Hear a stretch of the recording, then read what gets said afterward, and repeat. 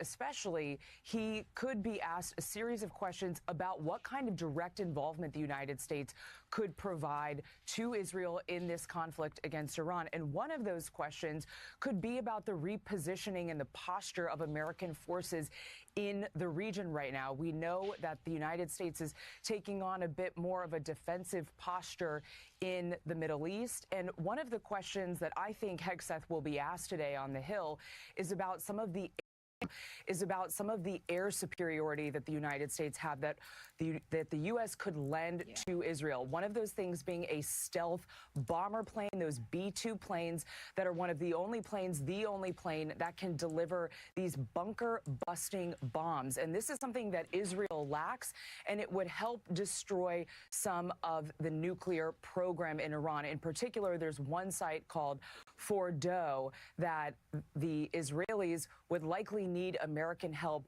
delivering some of these MOP huge bunker-busting bombs in order to destroy that site. It's a crucial part of the Iranian. I think the really interesting dynamic, and we talked about this at a few various points in our show, is the ways that it's not just if you're a Republican, you're backing the administration on this, right? I mean, there are some schisms that we're already starting to see emerge.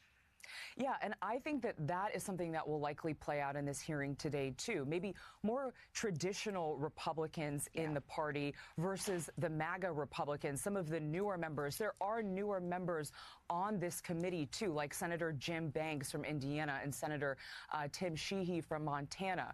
Will they ask questions that seem to maybe align them more with the more traditional hawkish Republican Party that we've seen in the past, or more of the MAGA folks like a Congresswoman Marjorie Taylor Greene, who's been very vocal in recent days that she does not want to see the United States involved in some kind of conflict? I do think that that is an interesting sort of schism, especially because we don't see Republicans contradict or go against what the president is saying. But this policy, this potential for American involvement in the Middle East could be a breaking point, I think, Allie.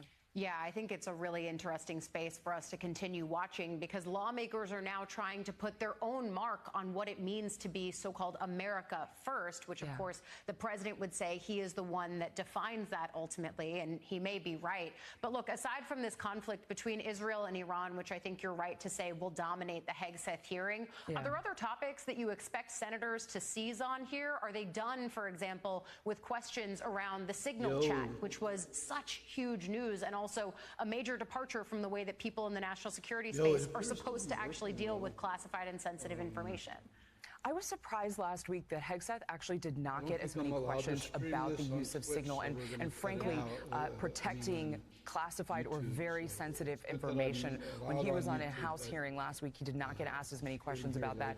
I think he could get asked questions about that, especially in light of what we're seeing right now. If there are plans that are happening behind the scenes, people will want to know how that's being conducted. But Allie, I also think that there will be questions potentially about the 250 Army parade that we